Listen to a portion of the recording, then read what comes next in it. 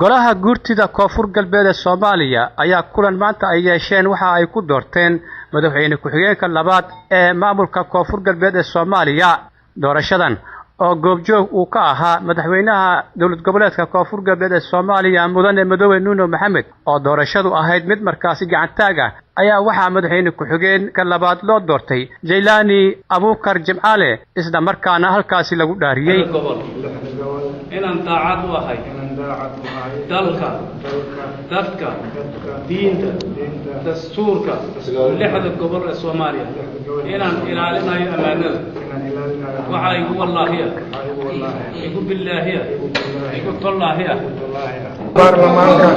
golaha hooyooyinka dhammaan waa salaamantihiin salaan kadib waxaan idin cadaynayaa anigoo hortiina taagan lixda gobol koonfur galbeed Soomaaliya in si cadaalad ah oo diinta waafaqsan in aan ugu shaqeeyo. hase yeeshee waxaa dhaarta kadib munaasabadaasi ka hadlay madaxweyne Madoobe Nuno Maxamed oo isagu ummadda Soomaaliyeed ugu baaqay in ay la shaqeeyaan dowlad goboleedka koonfur galbeed ee Soomaaliya. doorashadii aad doorateen musharaxii koowaad oo u soo istaagay jagada madaxweyne ku-xigeenka labaad dowlad goboleedka koonfur galbeed Soomaaliya taasoo si sharaf leh aad u doorateen احترام له دورتين قيمة له دورتين مهداس يعني نسوق بيننا أيضا إذنكو أبتي واجبات دستورية عندنا آد يضم سنتين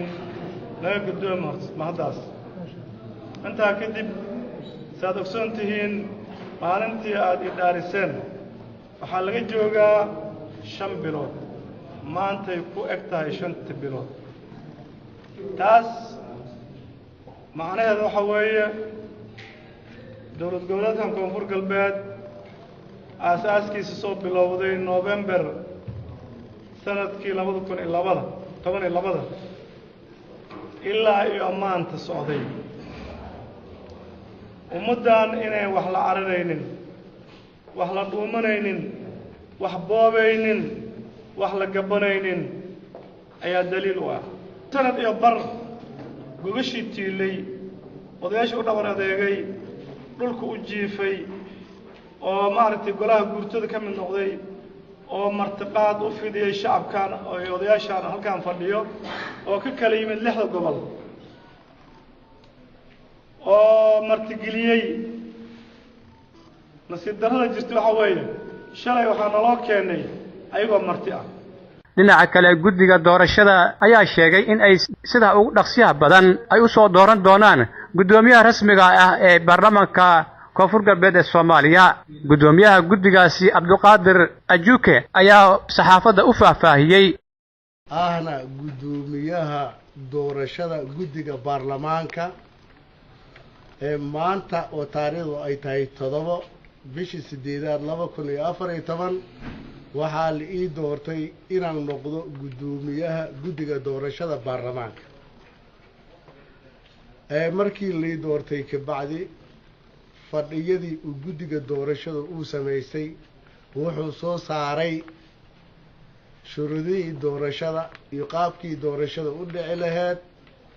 waxaana yacni xubnaha baarlamaanka kuwa danaynayo inay isu soo taagaan gudoomiyaha iyo gudoomiye ku-xigeenka koowaad iyo labaad ay isu soo taagaan in ay siifigoodii ay soo gudbiyaan maalinta sabtiga ah